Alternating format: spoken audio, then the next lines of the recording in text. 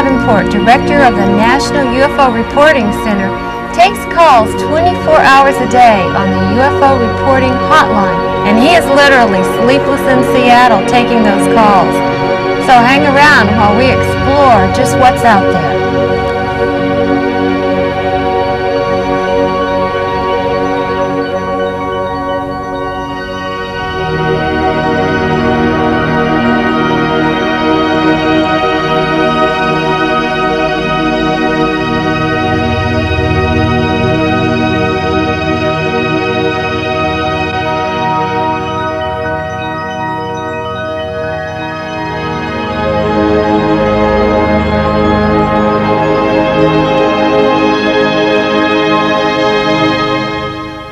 On a journey with Peter Davenport, exploring all the different calls and sightings that are taking place throughout the United States right now.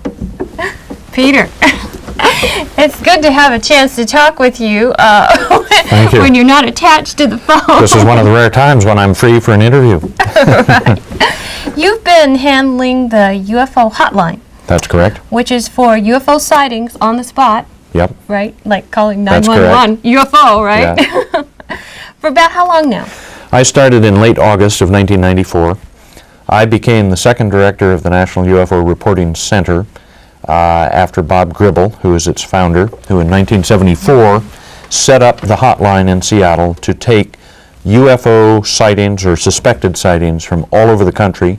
In point of fact, we get a few international calls as well, 24 hours a day, such that if somebody sees something that he thinks is very unusual and would like to report it to a centralized authority, we have a facility here in Seattle for taking that call.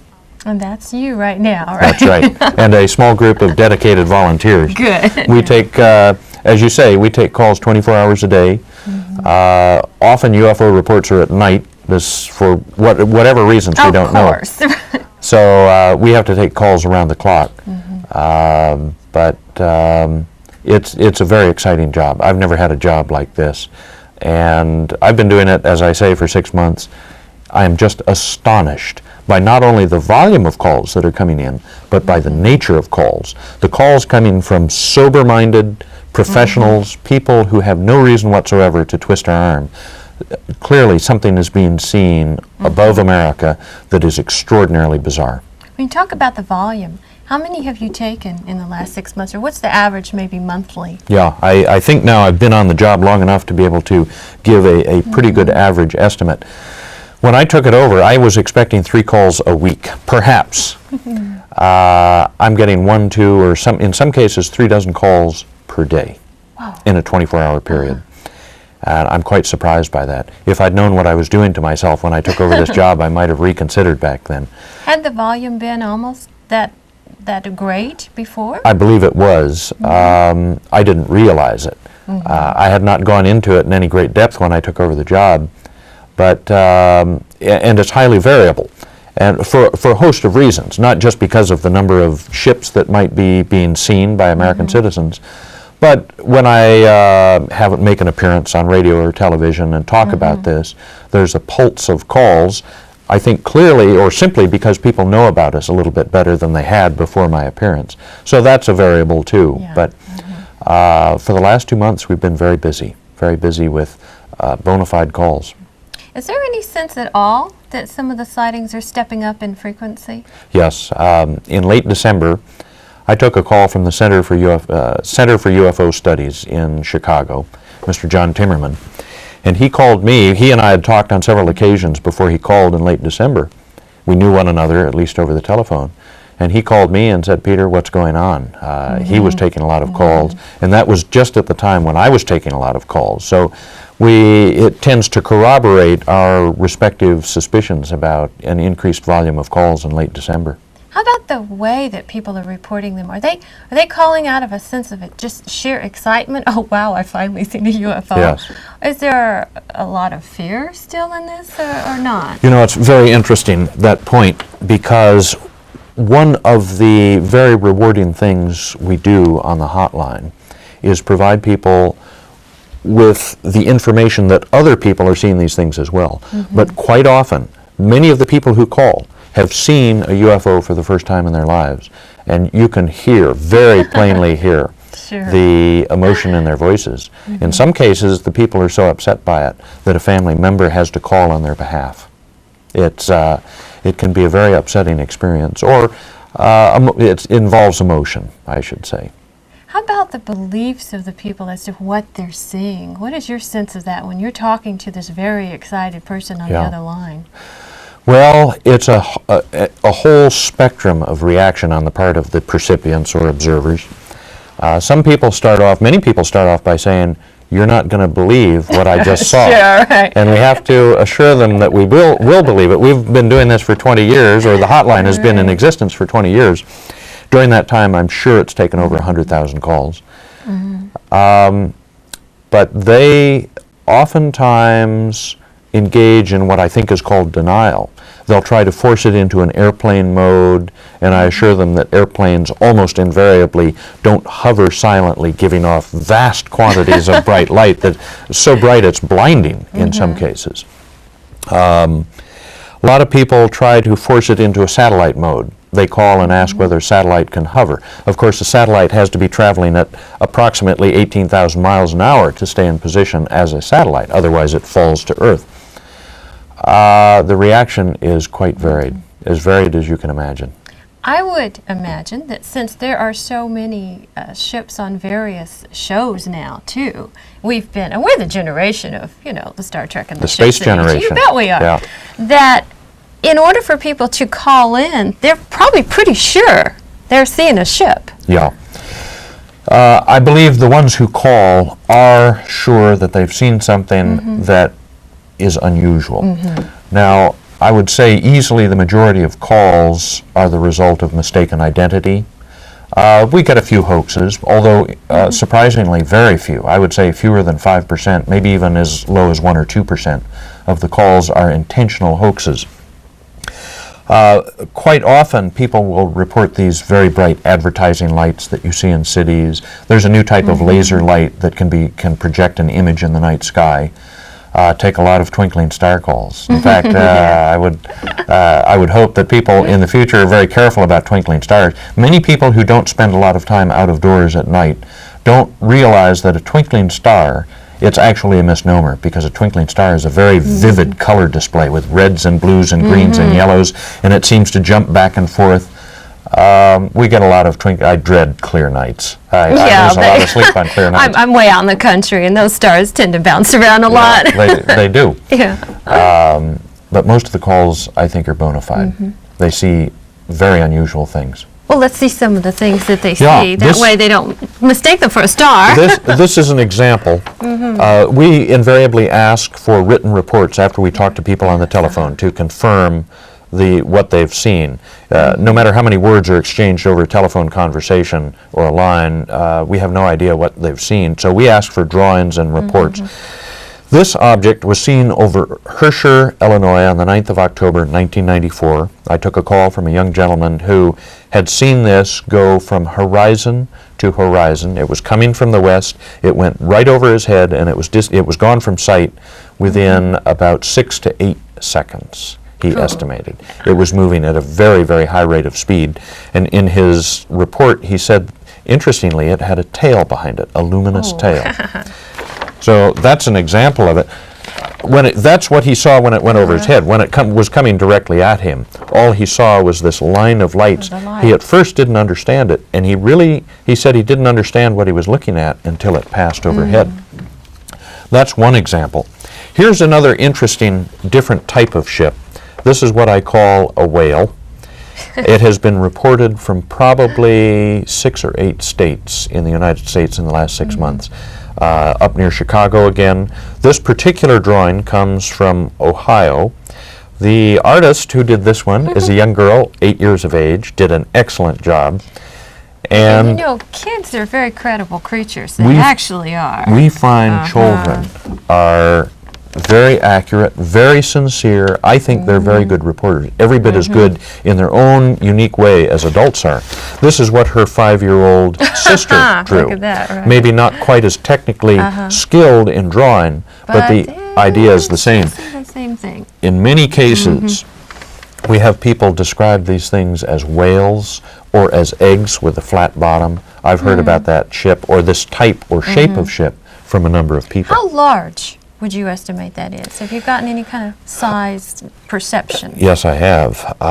This particular ship, the whale, has been reported to be about as the size of a barn down in California. We took a call about these on the 9th of September near Chico, California.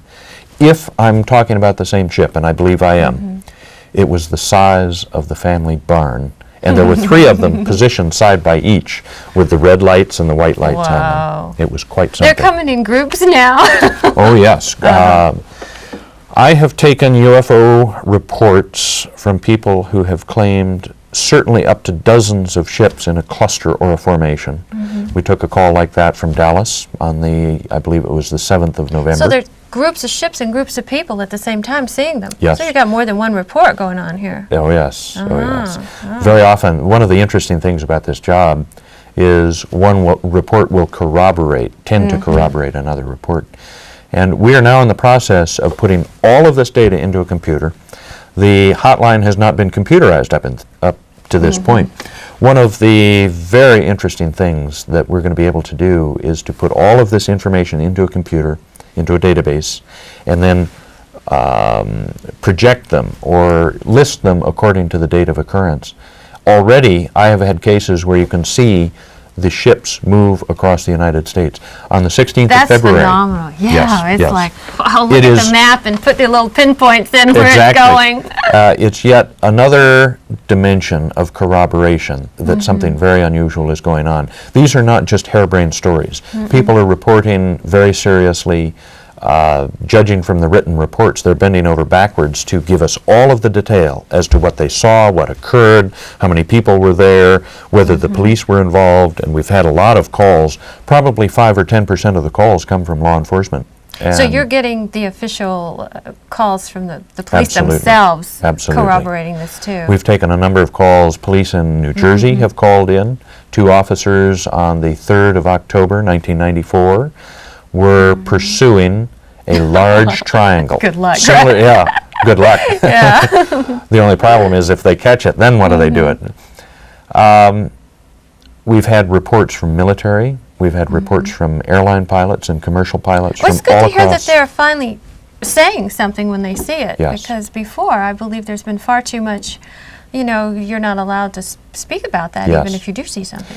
There have been a number of impediments to UFO reports over the last 4 or 5 decades. One, I believe, is the U.S. government. It is amusing to me that the U.S. government, at least overtly, is taking the position that this phenomenon is not taking place. It clearly is. There's no doubt about it whatsoever. I've taken calls from the FAA, for example. I've taken calls probably from 20 or 25 FAA facilities in the last 6 months. Calls from commercial pilots who were cruising at 30,000 feet or higher in jet aircraft, and there were objects above them doing gyrations in the sky. Showing off for them, huh? I guess. Almost like, is it true a lot of your calls, there seems almost to be sometimes an interaction if someone goes out? I believe you mentioned one where they were moving their hands and the Yes. ship looked like it was following. Yes. So there's a sense of communication going on, isn't there? I think one could make that conclusion, tentative conclusion. I took a call from Clovis, New Mexico in late August. A gentleman was a software engineer. He went outside of his building at night. This is about 2:30 in the morning. He was going to a neighboring building in a cluster, in a complex, and he saw an object hovering above a neighboring building. And it cut the distance between him and it by about half.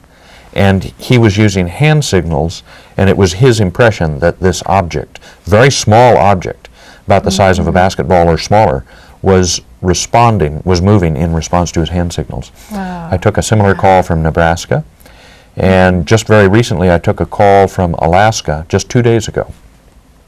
A whole boatload of fishermen up there near Gustavus, I'm not sure how it's pronounced, Alaska, near Juneau, north and west of Juneau, I believe.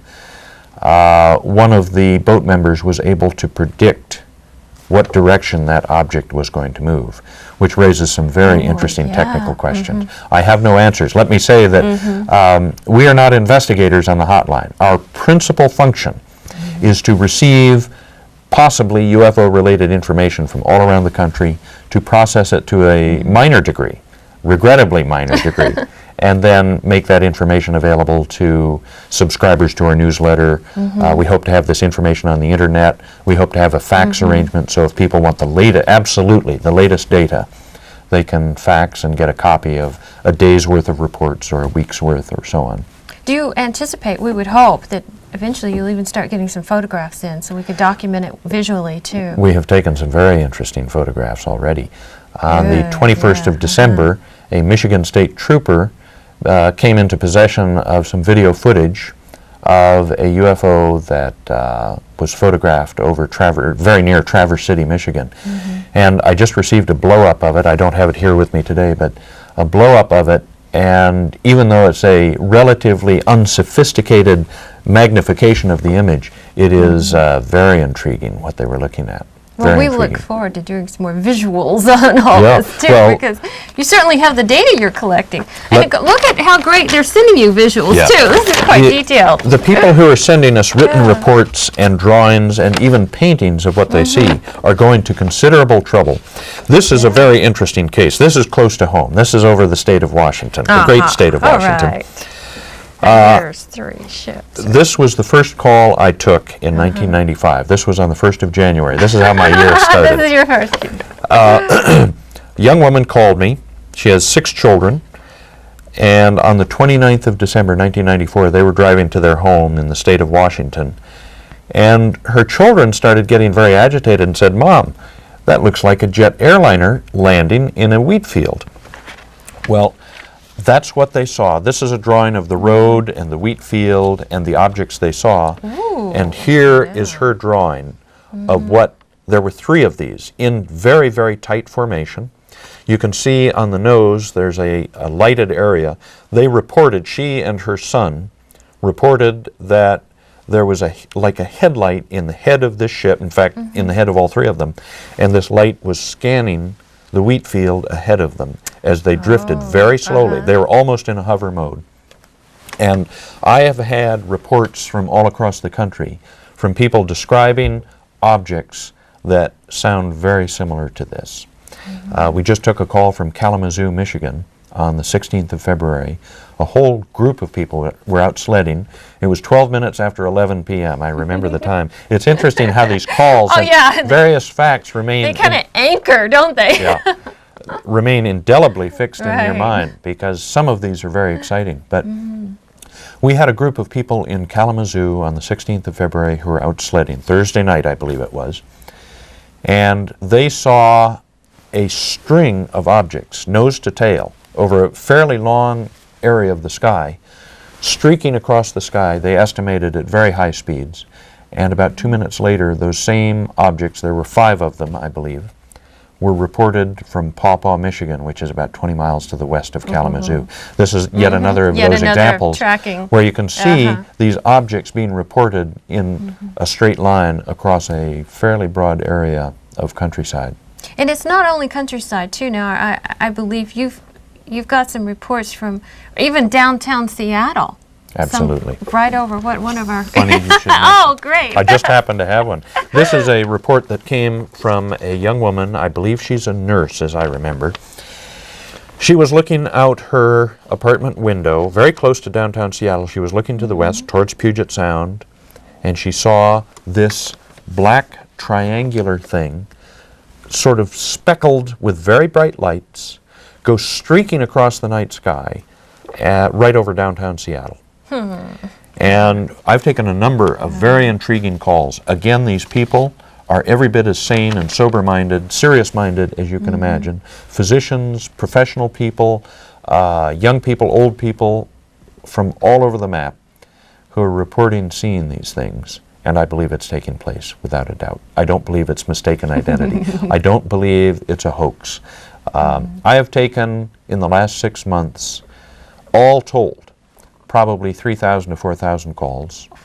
Maybe half or 2/3 of those are for information. We get a lot of calls from school children wanting information for their report. More often than They think you're okay. They think that we're a catalog or we're their library. More often than not, they want us to fax it out because the report's due in 15 minutes. Of course. But probably 25 to 30, maybe 40, as much as 40% of the calls are reports of UFOs or sightings of unusual things. And I have taken about 600 to 800 calls about these and other types of ships. Some of them are truly bizarre. Clusters or fogs of light, and you can just barely see something on the interior of them. Some small, some... We took a call from Mecosta County, Michigan on the 16th of November, Wednesday. It was a daytime sighting. They had at least dozens of people, maybe more, stopped on a highway, Route 31 in Michigan, looking at a gigantic triangle, and the estimates of its size ranged from the size of a 727 airliner to a 747 airliner, bigger still. Some people estimated it as big as a football stadium, depending on their vantage point. Some people, you can't miss those if they show up and they're No. that large, right? No, And that's how right. can someone say, well, that's a weather balloon? No, I don't think we're talking about weather balloons. I don't think we're talking about swamp gas. I think we're talking about something very solid, very sophisticated. What it is, I'm not going to conjecture today, not too much anyway. Who possibly is flying it? That's right. Here's another one. This was the first call I took from Hawaii. I had taken calls, I believe, from 49 states until January of this year, January of '95. I got a call from Hawaii one Saturday morning. This object, which was very large, was seen by a man and his wife. They were out fishing off Diamond Head in Hawaii, and they witnessed this thing for approximately 30 minutes while it hovered nearby and moved around very slowly. They could hear the hum from it. And this is typical of the type of written report we take from all over the country. It is a very exciting job. I hope it doesn't get too much busier. Well, or maybe you get a little bit more people helping. More people helping and more sleep still. Yeah. What is this one? This is really pretty. This is a very colorful. interesting I one. like This is, I just received this quite recently. This is from an artist, a woman in Missouri. I enjoyed talking to her. I was born in Missouri. I always feel a little Wanna hear nostalgic. from home. Yeah, we've taken a lot of calls from Missouri. She said she could draw it, and she would, and indeed she has. This was less than 1/8 of a mile from her, about roughly the length of a football field or a little bit more. She said it moved, it lifted up. This is the second image. There weren't two objects. She saw just one object. Moving and showing how it moved. Yeah, she was illustrating how it moved, how the tail was bright, and this is not atypical of a lot of the calls and a lot of the ships we have described to us. Now, some people have been a little bit closer. I have taken a number of That looks like calls. our typical UFO there. Yes. I've taken a number of calls from people who have been this close to saucers. Saucers or other types of ships. We have saucers, we have cigars, we have triangles, we have the whale. A number. I've probably taken a dozen major different categories of ship descriptions in the last 6 months. And this archway is a common feature when people have been very close to ships, close enough to see fine detail. We had a Can they sighting see inside almost? Is anybody on a couple of cases. said, "Can I see People, somebody," or- yeah, I took a call from Champaign-Urbana, a car full of people, a mother and her brother and some children, saw a ship come around to the left side of their car, circle behind the car, which alarmed them, and it came around to the right side. And they were looking up into it, and they claimed there was a crystal window with a creature in the window. Now, of course, this is all word of mouth. I didn't receive a written report on that one, regrettably, but they described it in great detail. And it reinforces what I think I mentioned earlier. We're dealing with a phenomenon that is very unusual in my opinion. And I have the evidence to back up my You statement. sure do. And you want more evidence. That's the nice thing. You Yes. do want them to keep calling you, Yes. especially if they're citing, especially if they're current. if they're current You sighting. want the current sighting. We are one telephone line at present. We're in the process of expanding the hotline to a communication center. The volume of material clearly warrants an expansion. We invite people to call if they have seen something very unusual. It's very difficult for us to deal with strictly abduction cases. We specialize in sightings of UFOs. If people have seen something, they're invited to call. We invariably ask for written reports. That's one of the things we request. And photographs. Get those cameras out there. Yes. Yeah. It's one of the things we try to teach people is there's a difference between a good sighting and a bad sighting. If people would like to help us, if they can get photographs, that's a big help.